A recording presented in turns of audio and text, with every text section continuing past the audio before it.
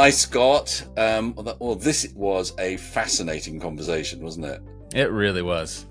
He's just one of those people whose enthusiasm is infectious. It was one of my favorite conversations. I didn't quite know where he was going next, but that's exactly what you want and would expect for this topic. Yeah. So for our listeners, we should say that in this show, we're talking with Seth Goldenberg about curiosity, what it is, and why we need to develop it as leaders. Yeah, he really is, to me, the personification of a curious mind. And in this conversation, he was able to highlight areas where we tend to be complacent. For example, even in something simple like travel and vacations, how we can get into a comfort zone and not necessarily expose ourselves the way we should to the reality of different cultures. Yeah, we became aware of Seth through his recent new book called Radical Curiosity, which is really great. I really enjoyed it. And it's not just, the typical business book provocation. There's loads of practical tools and ideas about how to create value. So he's not elevating curiosity beyond the pragmatic. It really is something he believes in applying to helping leaders solve big problems. Yeah, and it's evident throughout this conversation. His questions are very powerful, really helps everyone listening to shift their perspective. Yeah, and the heart of his thinking is getting deeper into what creates impact and value. It's not equating urgency with performance. Yeah. This is an important conversation, so take a breath, get some coffee or tea, sit back, and let these ideas in.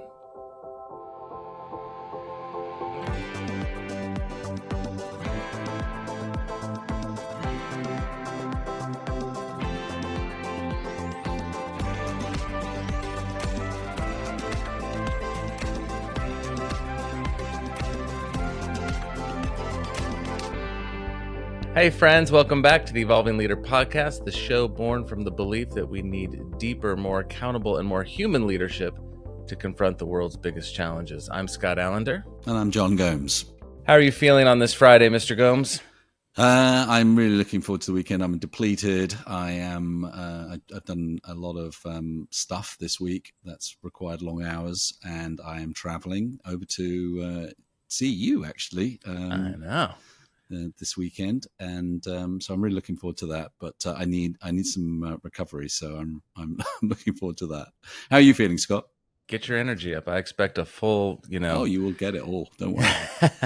Yeah, I'm feeling a mix of things today. I'm feeling a little depleted because I've been dealing with this head cold a little bit, and feeling a mix of emotions. My daughter's 13th birthday is today. I just dropped her off at school, and feeling excited, but nervous that she's 13. I have a teenager now, and so I'm a little overwhelmed by that. And I'm also feeling a lot of gratitude for a good week, and I'm feeling curious, as I know our guests would like us to feel today, because today we are joined by Seth Goldenberg. Seth is a designer and entrepreneur who believes in the power of asking good questions to solve big problems. He's the founder and CEO of Curiosity & Co., a purpose-driven design, business, and innovation studio propelling cultural change. Curiosity & Co. has tackled a series of high-profile projects to solve some of the most ambitious economic, public health, and environmental challenges with Fortune 500 clients such as Apple, American Express, and PepsiCo, leading nonprofit organizations and regional governments. Curiosity & Co. also hosts Ideas Salons, custom-designed exclusive retreats and conferences attended by Nobel Prize winners, senators, and executives from a wide range of organizations. He's the author of the book Radical Curiosity, where he presents a framework for individuals, businesses, and communities to thrive during a time of significant reinvention. He shares his strategic, inquiry-based methodology to answer some of our most complex challenges and argues that because we value knowing above learning and prioritize doing over thinking, curiosity has become an endangered species. Only by rediscovering the power of questions can we hope to rewrite the community-held legacy narratives that no longer serve us and to remake our organizations, our politics, and our lives. Seth, welcome to the Evolving Leader. Well, thank you for having me. I'm delighted to be here. Welcome to the show, Seth. How are you feeling today? It sounds like this weekend in Tennessee, everyone will be repleted rather than depleted. So I'm Yes. chartering a bus. I'm going down there to see. Nice. So, Seth, as I said in the intro, you believe that curiosity is an endangered species. And you begin your book with Apple's former designer, Johnny Ive, and his op ed in the Wall Street Journal talking about Steve Jobs' exceptional curiosity and how this frames our discomfort with not knowing. Can we talk about the impact that this is having on our imagination at a time that you call a cultural interregnum? I know that there's a lot in there, but perhaps we can start with why you think there's a decline in curiosity and why is it so important that we be talking about that right now? Yeah, absolutely. I mean, there's there's absolutely a great deal in that opening frame. So let's maybe pick it apart. So Johnny Ive is kind of a curiosity icon. Of course, I'm biased because we come from the design field. And one of the things that Johnny's known for is advocating for simplicity.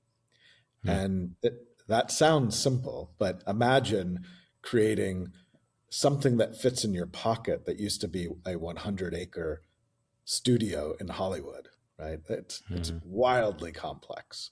And I think that one of the things we learn from great design-minded leaders is the sense of curiosity to ask questions about everything in order to not kind of fall into the automation or the autopilot that so much of the capitalist and 20th century corporation has taught us routinized works. That much of our day is filled with moving the integers inside of a known perimeter and rearranging them in ways to get greater efficiencies, right? Hmm.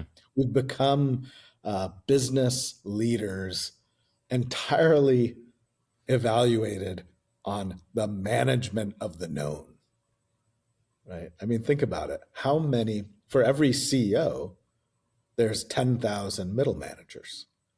Hmm. We've all become managers of managers. And I think there's a funny dynamic where we kind of accidentally eradicate questioning the brief. We forget to go further upstream to ask the questions of why. And it's not that we forget as though we have no memory, it's that we've institutionalized forgetting because it's Hmm. not often the power or authority we have.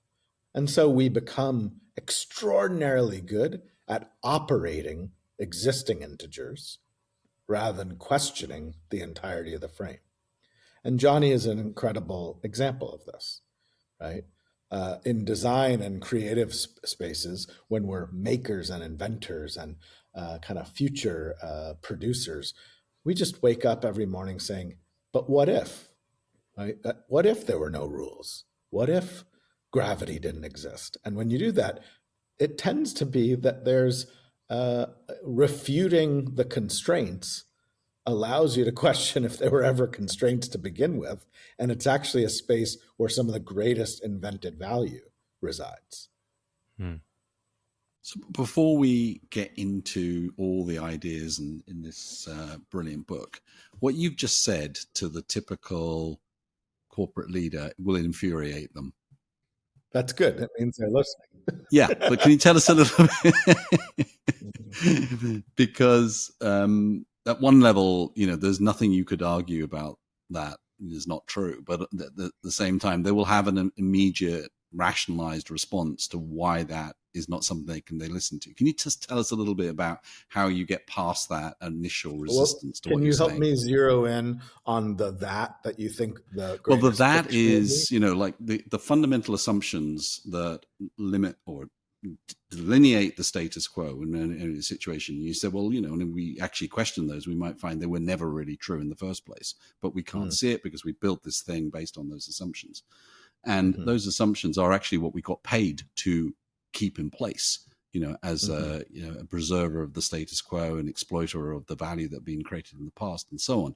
So you're kind of upending a worldview and identity and status and all these kind of things. And so I'm just really curious about what's your first move to get people past the kind of reaction they might feel towards that. I see what you mean now. Thanks for unpacking that a moment. I think it's interesting to use analogs and case study examples that we've all lived through, right? I mean, how many conversations have you had surrounding the experience of living through the pandemic? And that we could never have conceived of the 33 things that were normalized during the pandemic. I mean, the ideological or normalized narratives of what schooling is, where we work, how economic transactions unfold, all of these things became strained momentarily, but surprisingly, the world did go on.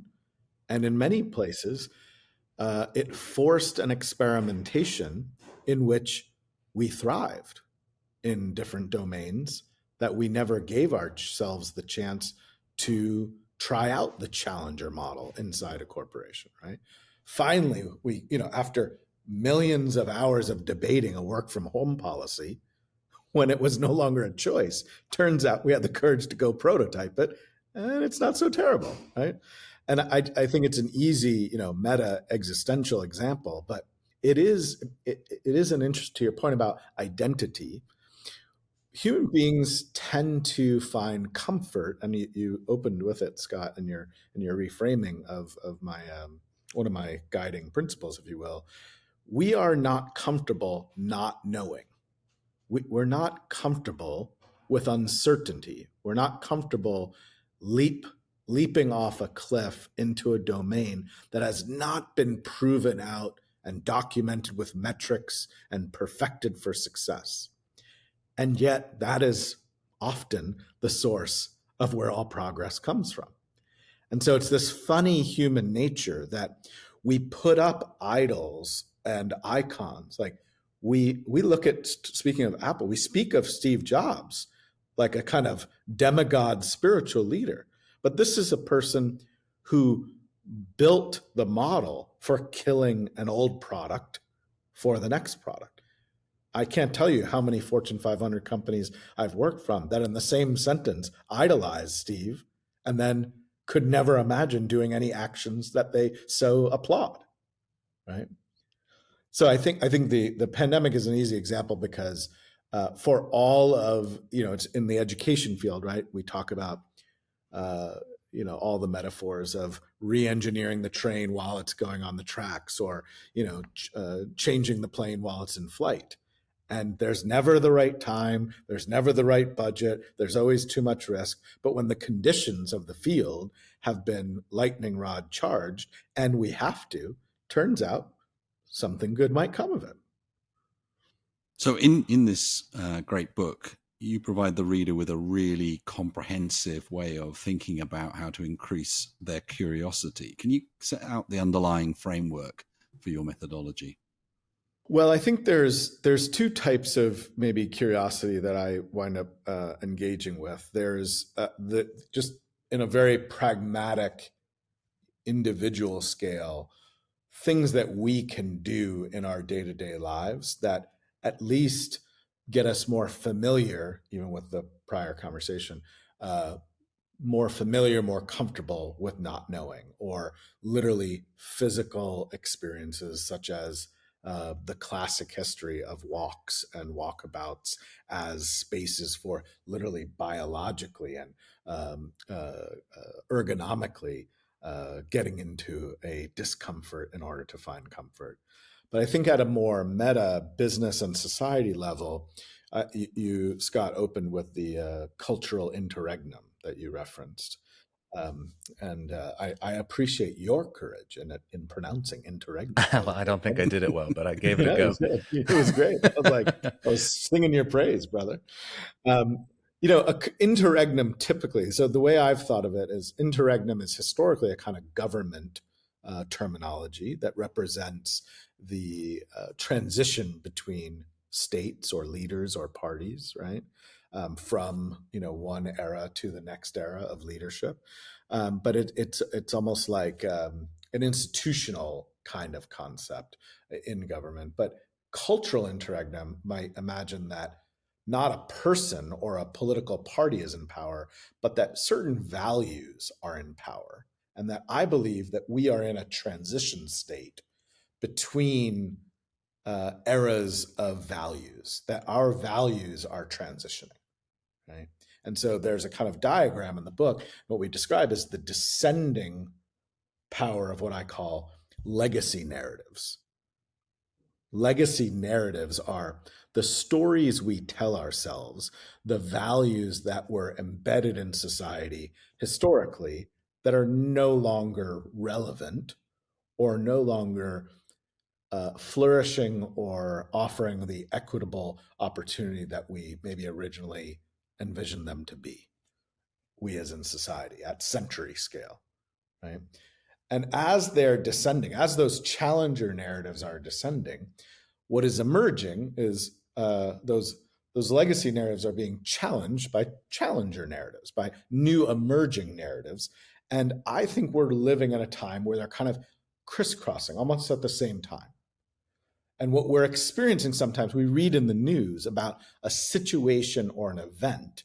What we're often seeing is not just that event is unfolding, but that we're feeling the growing pains, the birth stretch marks of two different values kind of duking it out, sometimes violently, sometimes in policy, sometimes in the way people vote with their wallets economically, right? But there are different values that are kind of constantly in dialogue. And over time, some of those challenger narratives are going to indeed decease and go extinct and quiet down. And some of these challenger narratives are going to succeed. And they don't happen at the same rate either. And they don't happen geographically in an equitable distribution either. And so I'm sharing this because I think once we maybe kind of perhaps acknowledge that there's a much greater anthropological, sociological, critical, and cultural shift happening, we may better understand how to ask questions and interrogate what we're experiencing to map ourselves. Oh, I'm having this interaction with my coworker, or this conflict in a project or a decision might actually be mapped across this kind of cultural interregnum. And it will help me understand that it's not just what I'm directly experiencing that's in play, but I can be curious to ask questions about a much broader set of inputs that are conditioning my experience. Yeah, that makes total sense. And I guess we're experiencing a lot of those at the moment with, the trans movement and other cultural gender issues and race issues and so on. But it would be good if you could just give us an example of how you see that playing out in your work. Yeah, absolutely. I mean, you name a good one, right? So, I speak about it in the book, but if you are an active social media user, let's talk about your example of gender. I mean, I think Facebook has exceeded more than 350 gender and sexual identities that you can register in your profile, right? Now, if you imagine that over the context of time, like our grandparents were raised in a time where there were boys and girls. It's very, very clear, very black and white. There's a dichotomy, right? Today there's 372 identities. I'm confused, right? And so in some ways, one of the powerful things I think we started to map out, the team of researchers and thinkers I involved in the book project, is that time is actually a really interesting way to map, fascinating, the legacy narrative of a very stringent, bifurcated model of gender or political party or right and wrong. Like we have lived in a bifurcation of left or right on so many issues for so long that it's even a challenger narrative to consider the complexity of diversity of ways of being in the world, right? And it's just kind of very empowering and freeing to say, oh, there's not left or right, one or two, this or that. I think that's been a powerful experience. Scott, it looks like you're. No, I'm just sorry. I'm having facial expressions reacting to what you're saying because so much is swirling in my head. I'm just thinking about what I'm observing in that. So legacy narratives being challenged, and I see the beauty of when people get really curious about, okay, help me understand more about your gender identity or expression or whatever the topic might be, right? And there's a curiosity and a learning that happens. And then I see a great deal of what feels like more doubling down on my certainty, right? On that sort of legacy for a group of people that say, no, it is this way. This is how my brain's made sense of it. And it seems to be pushing left and right even farther apart, where curiosity about the other's position is largely collapsing in the middle. So I'd just be curious to get your thoughts. And yeah, no, I love that because you're reminding me of. Here in the States, at least, I'm sure you have global listeners, but in the States, it's I've been excited by Jon Stewart's return to the Daily Show just in time for the election. Right? He did a funny piece the other day, and he was speaking with, I think it was someone from The Economist magazine, and they were talking about some of these dichotomies. And it used to be that the paradigm was, in the context that they were describing it, capitalism versus communism, or these kind of different economic models. And what you were just saying, Scott, made me think. He proposed that there seems to be, at least in the US, and we're seeing, of course, show up in other cultural regions around the world in its own local expression, but a kind of, he used the term woke versus not woke, right? And I think what you're describing makes me think a little bit about, it's almost like the snap back to the extreme of legacy narratives is its own final resistance to the dying of that legacy narrative. It's like, wow, we made so much progress on racism. We have President Obama as our leader. It's extraordinary. And everything starts to retreat to the private domain. And then with the potent timing and the visual and the just tragedies of police brutality, everything comes back out. We respond with Black Lives Matter, but then you also see the response from the other side. And suddenly with Trump's rhetoric, we see even more courage to return to a racism that maybe we thought was gone. And so it's interesting. It's almost like some of these legacy narratives you think have gone away, but they're just privatized, or they're just being cloaked or camouflaged. And it's like this kind of, almost like, the old pendulum kind of thing. Pendulum, yeah, that used to have like on your desk of the thin kind of wire with the heavy mirror balls that are kind of bouncing back and forth. And we see, oh, nope, racism's over. Boom. No, it just shows back up. And it's like the last dying breath of old legacy ideas morphing and finding new ways for their kind of last stand. And it takes the challenger narrative and the extraordinary response of Black Lives Matter to say, no, we're going to stamp these ideas out once and for all. But again, both things are happening simultaneously. So you're living in that interregnum where two parties, two stakeholders, two canons of thought are coexisting in the same cities, in the same communities, in the same businesses, in the same organizations simultaneously. And they feel like they're from different eras. It's not that they're from different eras. They're from different sets of values. But unless we ask questions and we find ourselves what I call radically curious, right? So it's not just passive curiosity. I think in some of the conversations I've had that have been so wonderful, stemming from the book, there's a kind of passivity of curiosity, but we call the book radical curiosity because radical really means from the Latin root, the Latin terminology of getting to the roots of things. So it's not like, hey, I wonder where that, oh, where'd that cloud go? It's not a kind of just auditory or sensory curiosity. It's a kind of detective investigation into the very essential undercurrents of things. Like, well, why is this happening? What am I experiencing? Mm-hmm. Are these specific to this place, this time, this organization, or is there a larger framework that I can place my experiences within? And to play a role in challenging those roots and deciding how I will contribute to which new challenger narrative replaces the legacy narrative. How far upstream do we need to go culturally? This question might be taking us down a trail that we don't need to travel, but I'm thinking about, especially in the West, how education itself prioritizes knowing versus curiosity, right? Our kids go to school, they're tested on memorization and knowing. We even had Professor Ellen Langer on the show a few weeks back, and she talked about an example of, you go to school, you learn 1 + 1 is 2. If the child says, well, 1 + 1 what, right? So because 1 cloud + 1 cloud is still 1 cloud was her example, right? And not only would that not be a welcome, they'd actually maybe get some kind of disciplinary response to it because that's not what they want, right? So I feel like it's ingrained in us from the get-go that we are supposed to know things.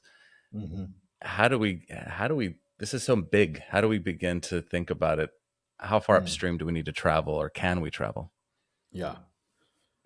It's great. Yeah, I love the cloud example. That's a fun one. Yeah, I think. I think your first prompt was how far upstream do we go, and I think if we believe that we are in. So one other shorthand we use to talk about the cultural interregnum is sometimes we just talk about it as just as our computer has an operating system, and every now and then, the next OS system is updated and refreshed and rebooted.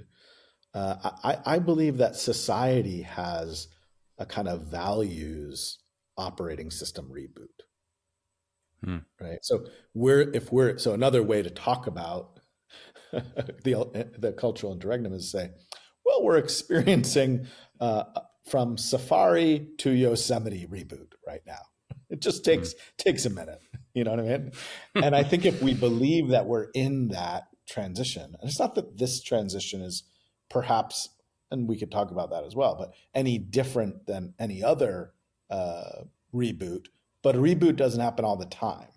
And some reboots are fast, some reboots are slow. But if we're in a reboot, it does question, or it does invite us to question, to your point, some of the most fundamental assumptions that we have. I mean, I know, I love hearing you, and I know you've had other education thinkers on your show, and education is an easy one because it goes right to the heart of what we value and what we care about for both ourselves and our children, and the way we continue to educate the leaders that are the next, wave of the future, right?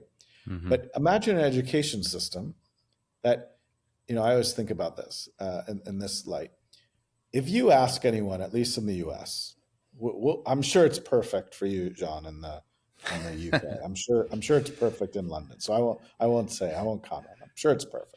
But in the U.S., if you ask most people, I'm not saying everyone, but most people, is your son, your daughter, your loved one, was your own learning path, K-12, higher ed, wasn't it perfect?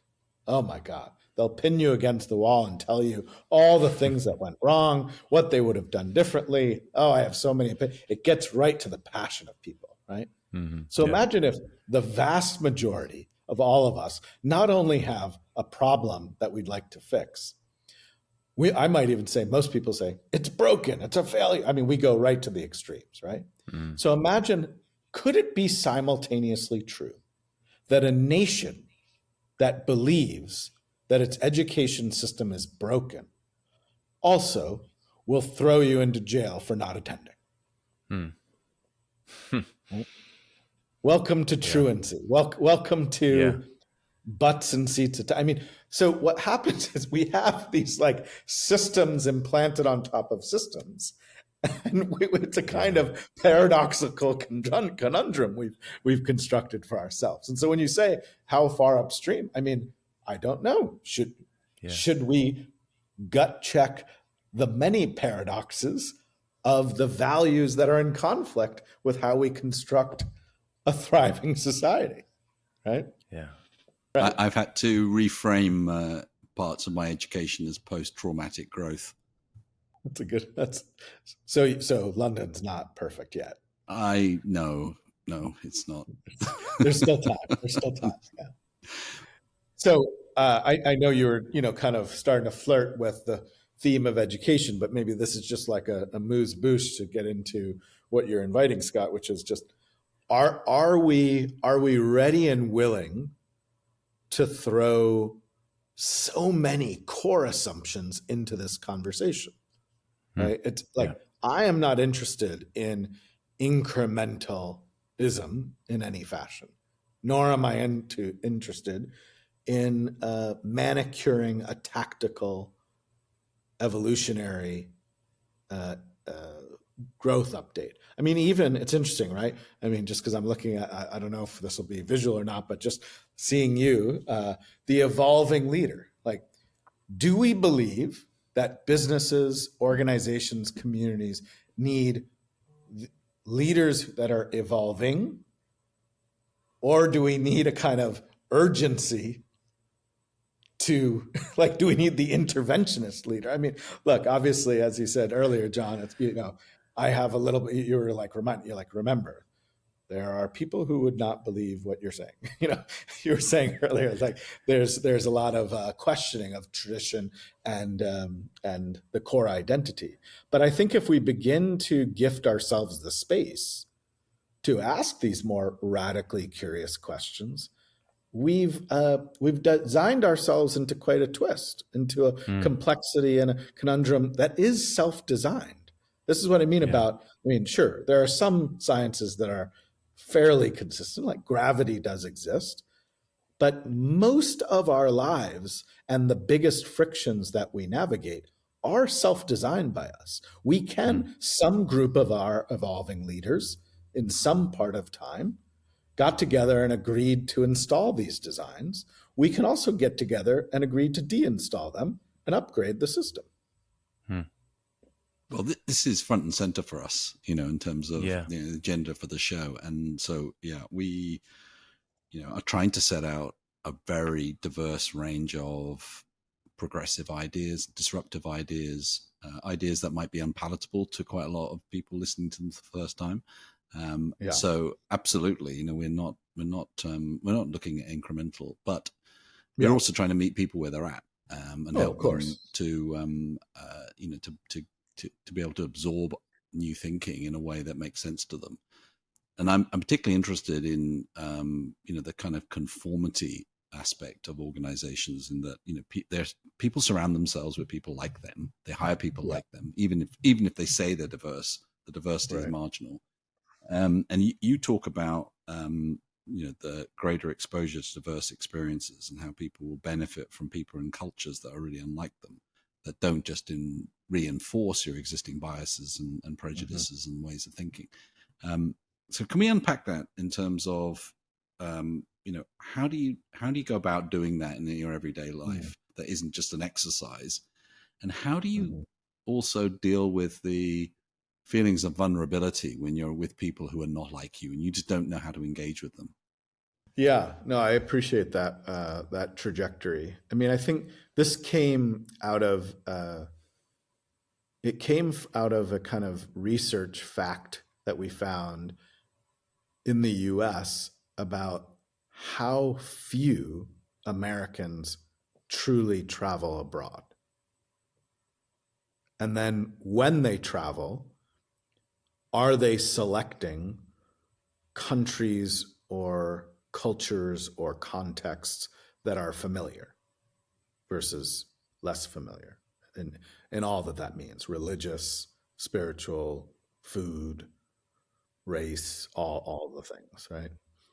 And I think, there's so much conversation about the kind of echo chamber and the extremism that we're facing, that kind of snap back to grid, that we were talking about earlier, that it's no surprise that we tend to find ourselves most comfortable hiding inside of ideological systems that reflect our own.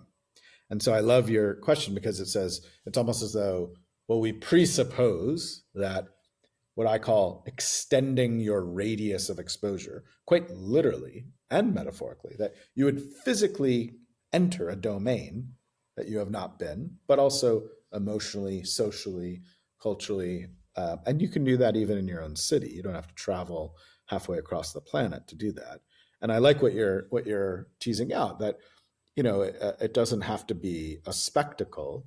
It can be how you self-disrupt your own routines, how you challenge yourself to thrive in being uncomfortable or in not knowing. I mean, I've talked to people who just said, you know what, once a day I go to a restaurant I've always been, I order something I've never had. I mean, there are these like mini wins that are not, they're not the profound leaps forward that I advocate for, but I think finding rhythms that put it into practice is quite wonderful, right? And mini wins are cumulative to big wins, right? I think the question for me, though, is do I even recognize where the boundaries of my comfort begin and end? So am I aware of my own radius of exposure? Can I even literally map with a kind of protractor the circle that extends, in my world? And it would be helpful for people to. It's almost like, you remember the movie The Truman Show, where it's the sky, and then at that beautiful iconic moment, the ski like knocks on the sky and it's metal, right? We sometimes don't even know that we've reached the end of our Truman Show dome. Or we think it goes on forever, but it's an illusion, and it actually is metal, not a beautiful 1+1 sky cloud, right? So I think it behooves us to almost be the adventurers of our own life story, to be actors in the love story of our own, picture, our own film, to be the actors that are asking to meet new actors, to find subplots, to find new scenes, right? To seek out where that perimeter edge is and go, oh, wow, nope, haven't seen this one before, right? And I think your point about being vulnerable is to kind of treat it like an adventure, treat it like a detective, to seek out and maybe almost constructively set up a method or a process or an interface by which you can find all the treasure that it may teach us. I mean, if it isn't like I'm putting, if you approach it as I'm putting my pinky toe in the water and, oh my God, I can't look, no good will come from this. Welcome to manifest destiny, right? But if we find a way to not only embrace reactively, but proactively seek out the field trip to go beyond the current radius and double its diameter, maybe we can treat it as a reconnaissance mission, a Sherlock Holmes novel, a way in which we are, this is better than any college course I've ever had. And that doesn't have to be physical travel. It can just be about beyond what I know to be true. Well, can you give us kind of an instance of the last time this happened to you, where you kind of you extended your boundaries? Yeah, I tend to be a very social person. I find even just there's so much social code in whom and how we speak to one another. Right? Imagine asking the name of the waiter or waitress serving you if they don't introduce you. and how it immediately for you and them intervenes in the script that is the autopilot of the roles we're playing in the show. I tend to find an excuse to interrupt those memes and engage in conversation with individuals that maybe we are not set into the course of tradition to bring in a more intimate fashion. And there's rarely a time it does not yield them then pulling me into an element that I did not presuppose. I think this is what I mean by that it doesn't have to mean, traveling to another continent, that you can interrupt the expected flows. Even that is a radius. A radius of exposure is, I'm not supposed to know anything intimate of the person giving me my coffee. Right? And it leads to a kind of openness. I mean, radical curiosity has two important kissing cousins: imagination and openness. And I think if we want to extend our radius of exposure, living through the lens of openness is a fantastic kind of, gateway drug. I love that. And it reminds me, this idea of moving from autopilot, learning new things through these new experiences and breaking sort of just normative behavior that we don't really think about, also includes a notion of unlearning. And there's a quote in your book that John and I both love, where you said, metacognition is the most important skill of the 21st century. So can you unpack that a little bit further for us? Yeah, absolutely. So the way there's a great deal of discourse around, I'm by no means an expert, but the way that I've kind of comfortably sat even the term metacognition is really thinking about how we think, right? As just a kind of basic definition. And because of your point, right, much of education is about knowing and memorizing that 1 + 1 is 2, and the cloud example is a delicious one. I'm gonna hold close to that one. So thank you for the gift. I think that what it calls into question is 1 + 1 2 based on the mental model of a Western canon of logic mathematics?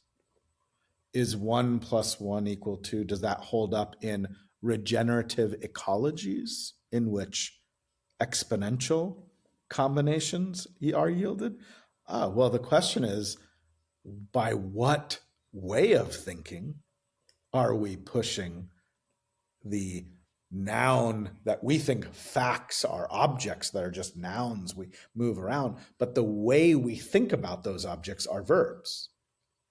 And it turns out, as the world becomes flat and all of human knowledge is a hyperlink away, turns out facts aren't so dependable, actually, and that indeed a higher order cognition of how are we even assuming a taxonomy of knowledge to begin with informs how we approach any situation or the objecthood of fact or knowledge.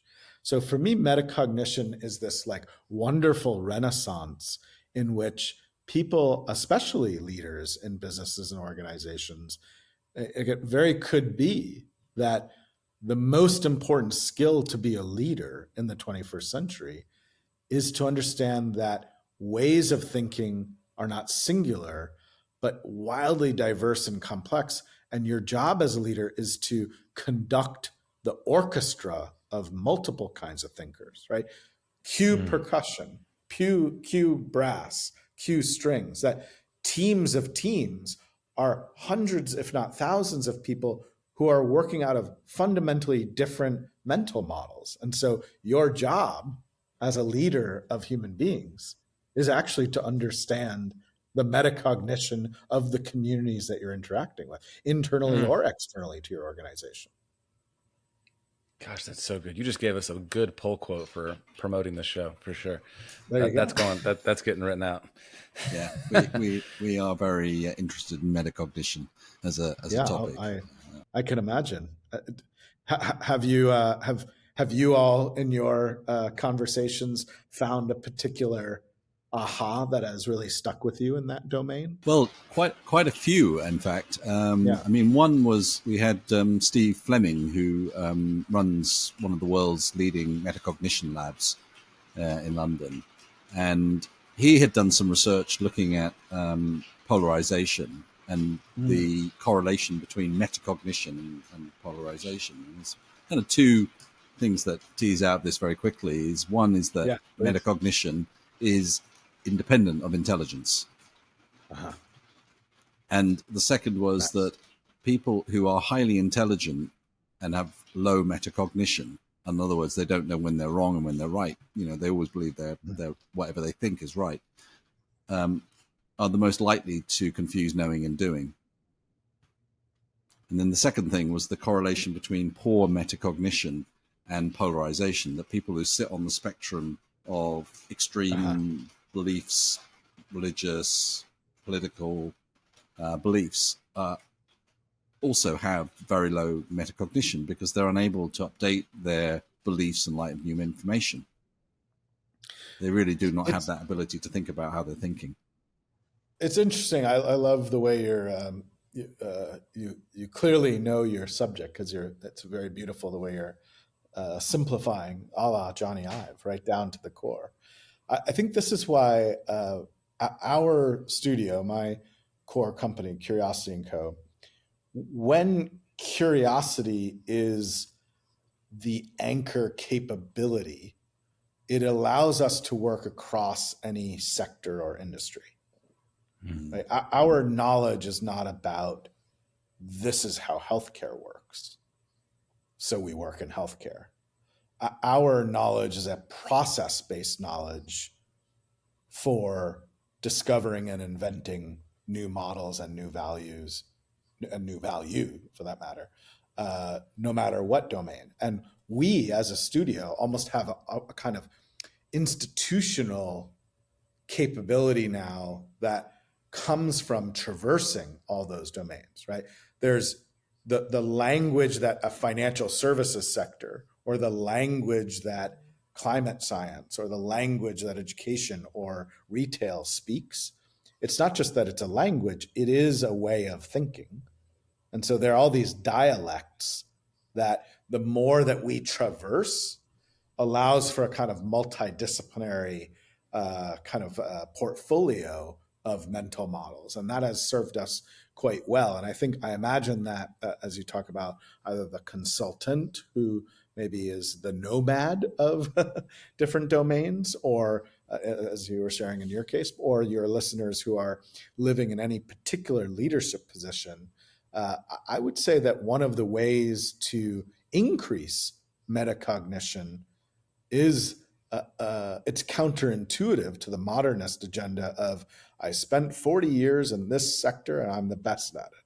But to see your resume as a kind of zigzag across unexpected domains, today that makes you like a Navy SEAL samurai that has the capability to blend ways of thinking and knowing that are rare to be able to duplicate.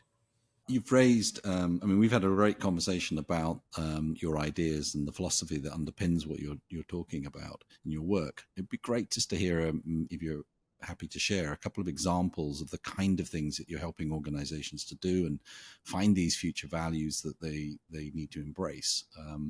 If that's a good conversation to have. Yeah, absolutely. Well, the kinds of clients or leaders that wind up coming across our design studio the conditions are pretty specific.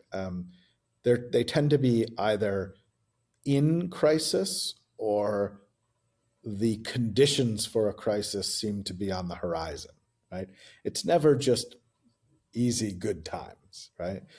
People come to us when there are existential questions, and they might not be immediate. They obviously have an economic success that they can invest in preparing. But anytime you're asking, what is the future of my industry? What is the future of my organization? we are pivoting, we're changing our value proposition, we're changing what we see the field to be. We often, that's the kind of conditions for an invitation that we receive. So, and that's seen everything from, we did a huge amount of work in the oil sands in northern Canada, when the question became, how could we become not the example of the worst offenders of climate change, but how can we deal with the energy that the world needs and find a way to be sustainable in our leadership decision making at the same time? And it's quite complex, right? You have the indigenous leadership who own rights to land up in the northern Alberta. You have oil companies, some of which are nationally owned. So there's nationalist interests at play. There's tax infrastructure. There's people who have jobs. I mean, what we just find is that even in the most tense issues, we try to seek out the radioactive ones, by the way, right? But even in the most radioactive nuclear questions, it's not as though human beings are waking up in the morning saying, I can't wait to harm the world today. This is going to be great. Let me just screw it up for the rest of us. What winds up happening is leaders just are embedded inside of a set of systems and conditions that are much greater than themselves. And they're looking for tools to create meaning and value inside of those constraints and contexts. So we spent several years bring together all the stakeholder groups in northern Alberta, whether it was government, NGOs, activists, working with the Athabasca Tribal Council folks up there.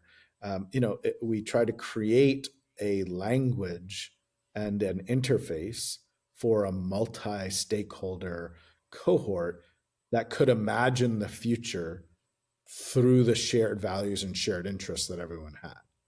And that's a tightrope walk, but it's worth working on. There's something like several $1 trillion worth of resources, but we haven't figured out through science how to truly extract those resources safely that doesn't degrade the ecosystems. We're getting better every day. And some of the results become, not that we were responsible for it, but we became participant in how do industries, how do sectors, how do multiple organizations choose to cooperate on things that rise in their interests beyond themselves, right? If you want to take on the epic challenges of the world, you can't do that alone. And one of the things we observed and understood is, all of the energy and oil and resource sector up there in northern Alberta, they decided to sign this extraordinary agreement at the time that we were working up there, where they said, we can compete on brand, we can compete on talent, we can compete on everything, but we shouldn't compete on our relationship to the planet. And they wound up creating a system where they shared intellectual property for any patent, engineering, knowledge, IP that enabled their systems to better perform on environmental outcomes. So imagine ConocoPhillips and Exxon and Suncor. Imagine these huge, multinational conglomerates agreeing to share hundreds and hundreds and hundreds of millions of dollars of value if it had to do with the issue of the environment. And imagine the infrastructure, the leadership and collaboration and mental mindset to say, this is ours, not mine, or this is the environment's, not ours, right? So it's really interesting to imagine and it flows back to your question, Scott, like how far up do we need to go, which you asked earlier. It's a really interesting way of working. And, I owe a great debt to a lot of the evolving leaders that I learned from up there. But is profit more important than planet? Is our competition more important than our cooperation? Do we have a social license to operate? We may have a legal license to operate. We have a social license to operate. So there's these these underpinning concepts that really change the conditions by which leaders and decision making and business models thrive. And to be in a room with at times 50 or 60 people from 25 different organizations, being very, very pragmatic on how to advance the relationship with the environment is not based on the business models and the values that maybe many of the MBA programs espouse. Right? Yeah. I don't know if that helps, John, with your yeah, question. well, I mean, there's so much. Time is our enemy here, because there are so many kind of very valuable aspects to this, and one of them is, you talk about the death of dialogue being one of the enemies of curiosity, and also your ability to actually ask the kind of questions that open people up in that dialogue is amazing. We kind of end our conversation just sharing a little bit of an insight into how do you get that dialogue going, particularly when there's competing interests, and how do you find the questions that are going to do that? Yeah, I mean, I owe a great deal to my upbringing, to my parents and my team, the wonderful people that are surrounding me, and I think that I've learned. My mother was an educator, but also an educator of a kind of set of emotional and social high needs individuals, and so she navigated a kind of patience and care that was quite a beautiful thing to learn from. And my father was a social worker and a philosopher, and was very patient also, but a big thinker. But he was also, he is still today, a comedian and a very funny, joyful man. And I think we've created a culture in our studio that tries to combine deep care with the humanity of humor. That really uses social. It's like the medium and currency is social. Like, no matter what all the overthought academic and training and skills and leadership propaganda there is, it's like we're all just trying to make it through the day, right? And I do think that kind of pressing mute on so much of the burden that I think much of us feel. I mean, both of you opened by talking about feeling a little bit depleted. We have found, if you kind of open yourself and work to use triggers of care and humor and the social human relationship, that it has become a way to maybe take on some of the hardest questions, the hardest issues we can face, but it being generative in its energy. We find it very energizing, as I'm sure you do. I'm not cross comparing, but I think that we always say the process is the project. Like, how we go about them is also embodiment of the values we seek. And so I don't know how to fit more hours in the day, but I think we're constantly trying to fit more humanity into the way we go about it. And that has worked well for us. We have pierced through the armor of senators and CEOs of the highest order just to be human together, Seth, thank you for spending some time with us today. I could talk to you all day, but John has to go pack a suitcase apparently to get on a plane. So that's amazing. But Thank you. really appreciate it. And folks, do yourself a favor and stop whatever you're doing right now to order your copy of Radical Curiosity.